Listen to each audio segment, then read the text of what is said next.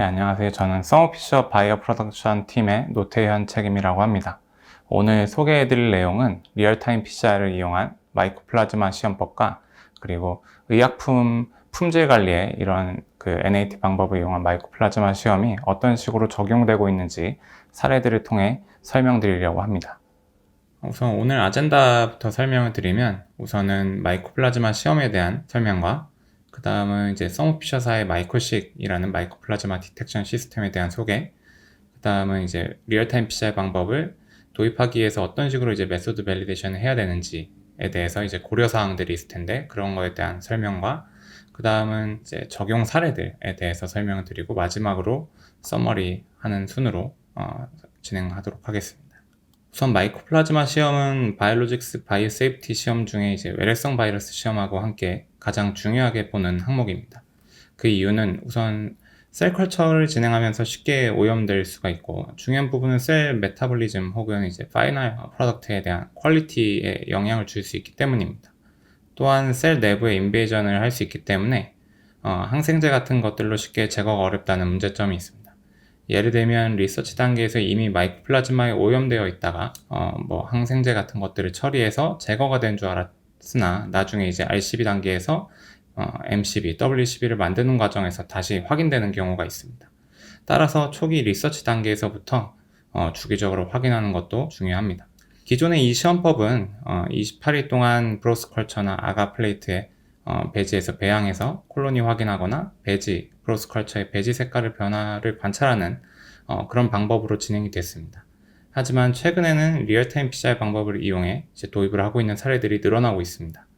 이렇게 도입했을 때 장점으로는 기존 28일 시험 대비해서 하루 만에 결과를 볼 수 있기 때문에 랄리즈에 있어서 일정의 플렉서빌리티를 얻을 수 있다는 점과 그리고 기존 테스팅 포인트는 이제 셀뱅크와 벌크 하베스트가 이제 맨드토리로 테스트하는 포인트인 반면에 이런 래피드한 방법을 사용하는 경우에는 오염에 대한 리스크 미티게이션을 할 수 있다는 추가적인 장점이 있습니다.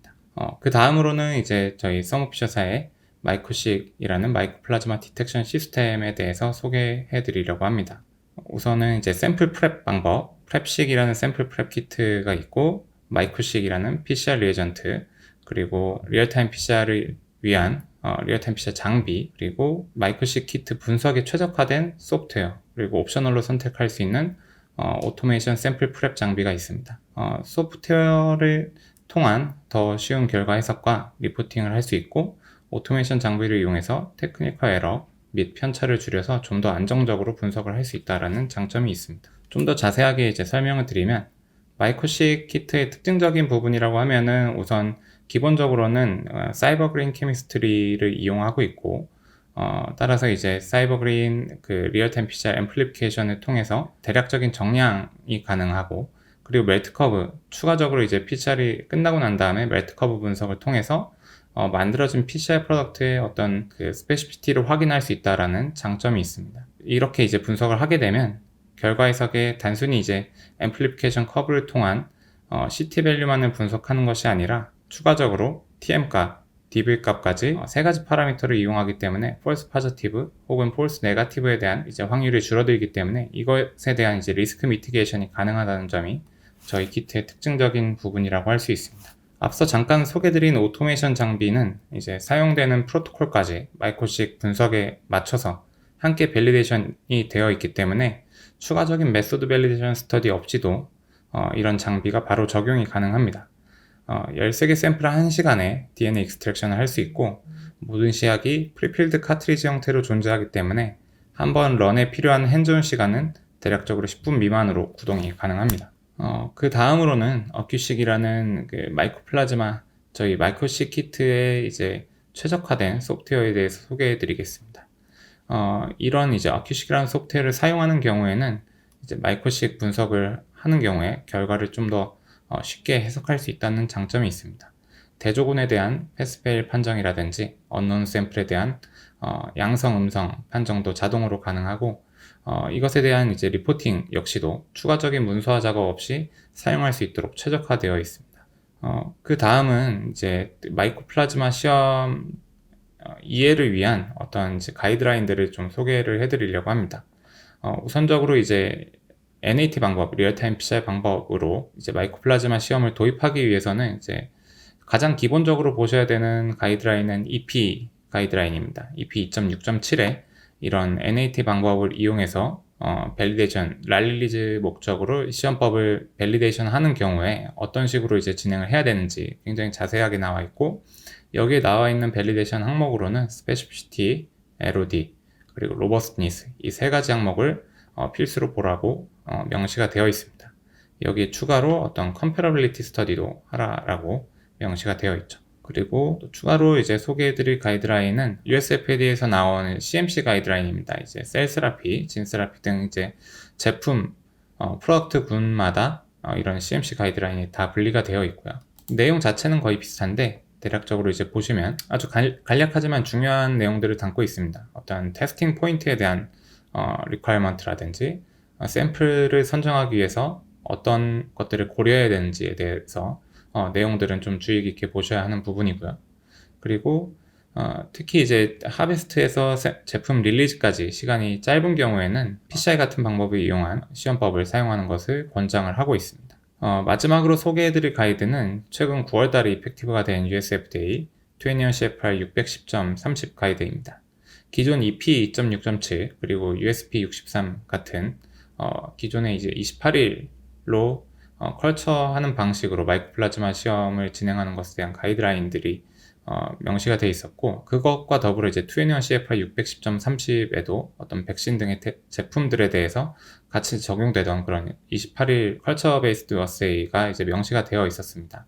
하지만 지금 소개해드린 내용은 이에 대한 이제 요구 조건을 삭제하고 시험법의 선택을 다양하게 가져갈 것을 얘기를 하고 있습니다. 이는 이제 시험 기간이 기존의 이제 골드 스탠다드 방식, 이제 컬처 하는 방식 같은 경우에는 시험 기간에 오래 걸리는 문제도 있긴 하지만 리얼타임 PCR을 이용한 래피드 시험법이 기존 방법 대비해서 좀 더 센서티브하다는 것이 많은 사례들을 통해서 검증되었기 때문이기도 합니다. 따라서 점차적으로 이제 다른 가이드라인에도 이런 식의 래피드 시험법을 적용할 수 있게끔 기존 그 시험법의 어떤 리퀘어먼트가 삭제될 것으로 예상을 하고 있습니다. 다음은 이제 래피드 마이코플라즈마 시험 도입을 위한 메소드 밸리데이션 스터디 디자인에 대한 내용입니다. 마이코플라즈마 시험은 디텍션 시험이기 때문에 ICH 가이드라인에 따라서 스페시피시티 그리고 LOD 이 두 가지 항목이 이제 필수적인 밸리데이션 파라미터로 들어가게 됩니다. 우선 스페시피시티는 이제 크게 세 가지를 봅니다. 내 타겟을 디텍션 할 수 있는지, 그리고 내 타겟이 아닌 거에 대해서 크로스 리액티비티를 보이진 않는지, 그리고 마지막으로 그 샘플 매트릭스에 대해서 어떤 인터피어런스가 있는지 없는지로 확인하는 그런 과정들로 진행이 되고요. 그리고 LOD 부분은 이제 두 가지 방법으로 진행을 할 수가 있는데, 하나는 이제 스탠다드 DNA를 이용해서 밸리데이션 하는 방법, 또 하나는 라이브 마이코플라즈마 셀을 이용해서 이제 밸리데이션 하는 방법, 이 두 가지로 진행이 됩니다. 둘 중에 어느 방법이든 간에 10CFU/ml 혹은 10G/ml을 디텍션 할 수 있는지를 검증을 하셔야 되고, 그 반복 횟수는 총 24번 반복 시험으로 진행이 됩니다. 이 시험은 이제 각각 마이코플라즈마 스페시스에 대해서 검증을 하셔야 되는 부분이고요. 우선 아까 이제 스페시피티 부분에 대해서 좀 설명을 드리긴 했는데, 내 타겟을 디텍션 할 수 있는지, 그리고 타겟이 아닌 거에 대해서 디텍션을 하지 않는지에 대한 부분은 사실 이제 키트 제조사의 어떤 서포팅 문서로 대체가 가능합니다. 추가적인 테스트를 하실 필요가 없고요. 그래서 이제 마이코시 키트 같은 경우에는 90종의 마이코플라즈마 스페시스를 커버할 수 있다라고 저희가 클레임을 하고 있고, 그리고 크로스 리액티비티 부분도 저희가 테스트를 통해서 이런 박테리아 균들에 대해서 반응성이 없는 것을 이제 검증을 했습니다. 특히 EP에 나와 있는 클로스트리디움, 락토바실러스, 스타필로코커스나 스트랩토코커스 이런 균들에 대해서도 이제 포함이 돼서 스터디가 진행이 됐고요. 그 다음은 메소드 센서티비티에 대한 부분입니다. 이 부분은 이제 앞서 말씀드린 LOD와 이제 동일한 부분이라고 보시면 되고, 규제기관에서 요구하고 있는 10G/ml 혹은 10CFU/ml을 내 샘플에 스파이킹 했을 때 디텍션이 되는지 이제 검증하는 부분입니다. 저희 키트를 이용해서 많은 제조사들이 이런 그 LOD 부분은 많이 확인이 됐기 때문에 센시티비티에 대한 부분은 충분히 검증되었다고 볼 수 있습니다. 마지막으로 이런 컴패러빌리티 스터디에 대한 요구 조건도 EP 가이드라인 혹은 이제 다른 가이드라인에서도 이제 명시가 되고 있는데, 이런 부분들은 이제 사실 초기 어댑터들에 대해서는 이런 컴패러빌리티 스터디가 요구가 되고 있었습니다. 하지만 최근에는 이런 컴패러빌리티 스터디가 많이 생략이 되고 있는 추세고요. 그 이유는 기존에 많은 케이스들을 통해서 이미 이제 28위 시험법보다는 qPCR이 더 센서티브하다라는 게 많이 증명이 됐기 때문입니다. 그리고 앞서 말씀드린 21 CFR 610.30 가이드에서도 보실 수 있듯이 규제 가이드라인적인 부분에서도 많은 변경이 있음을 알 수가 있습니다. 그 다음은 이제 저희 시스템을 도입해서 규제기간 승인이 되어 있는, 그래서 현재는 릴리즈 테스트로 진행하고 있는 사례들을 소개해 드리려고 합니다. 지금까지는 약 40개 제품에 대해서 적용이 되어 있고, 국내에서는 2개 제품에 대해서 적용해서 릴리즈 테스트를 진행을 하고 있습니다. 그중 한 제품은 이제 US FDA, EMA 등에도 해외 규제기관에서도 승인이 되어서 글로벌리 받아들여지고 있는 상태입니다. 모든 케이스를 이제 오픈을 할 수 없지만 퍼블리시 되어 있는 2가지 케이스에 대해서 소개해 드리려고 합니다. 첫 번째로는 베리셀사의 마시라는 제품에 대한 적용입니다. 해당 제품은 2013년 EMA 그리고 2016년 US FDA 승인이 되어서 현재는 상용화된 제품입니다. 먼저 이제 밸리데이션 파라미터로는 스페시피티, LOD, 리피터빌리티 이런 파라미터들을 필수로 보고 여기에 러거드니스, 로버스트니스 그리고 이제 앞서 말씀드린 컴패러빌리티 스터디, 이퀴발런스라고 여기 나와 있는데 컴패러빌리티 스터디를 추가적으로 본 케이스입니다. 그래서 총 반복수는 24번 반복으로 진행이 됐고 각각 그 총 6종의 마이코플라즈마를 이용해서 이제 밸리데이션 진행을 했습니다. 그리고 러거드니스에서 이제 평가된 항목은 뭐 분석자 간 차이, 장비 간 차이, 시약 락 간 차이, 실험실 간 차이 이런 것들을 봐서 다양한 변수들에도 결과에 이제 문제가 없음을 확인하는 방식으로 밸리데이션이 진행이 됐고요. 컴패러빌리티 같은 경우에는 각 마이코플라즈마 종별로 6번 반복 실험을 해서 기존 28일 시험법 대비해서 더 센시티브하다는 것이 증명이 됐습니다. 그 다음 소개해드릴 케이스는 옥타파마사의 케이스입니다. 해당 제품은 2018년도 EMA US FDA 승인이 돼서 현재 마이코식을 릴리즈 테스트로 적용해서 사용하고 있습니다. 이 경우는 특이하게도 이제 밸리데이션 스터디를 최소화해서 진행이 됐는데요. 먼저 크로스 스터디를 통해서 내 샘플에서 어떤 마이코플라즈마들이 잘 자랄 수 있는지 아니면 자라지 않는지를 먼저 검증을 하고 향후에 이제 밸리데이션 시에 사용될 균주를 선정을 했습니다. 그래서 스탠다드 DNA만 이용해서 24번 반복 실험을 진행한 형태로 이제 밸리데이션이 진행이 됐고요. 여기에 추가적으로 작업자에 대한 변수, 샘플 및 익스트랙션 물질 보관에 대한 변수, 샘플 낫에 대한 변수를 중점적으로 로버스트니스 항목을 추가적으로 스터디한 케이스입니다. 마지막으로 저희 시스템의 장점을 추가적으로 말씀드리면 별도의 어플리케이션 담당자를 통한 초기 교육 및 트러블 슈팅, 샘플 프랩 옵티마이제이션, 밸리데이션 디자인 과정에 대한 서포트를 무료로 진행을 하고 있습니다. 또한 어떤 컴피텐셜 자료에 대한 상세 정보를 DMF 혹은 이제 RSF라는 형태로 규제기관에 직접 제공하는 형태로 규제기관 요구사항이나 질문들에 대해서 대응할 수 있는 그런 시스템을 갖추고 있습니다. 그리고 2007년도부터 제품이 개발되어 현재까지 많은 규제기관 승인을 받아왔고 현재까지는 약 40개 제품에 대해서 적용이 돼서 릴리즈 테스트 용도로 사용이 되고 있습니다.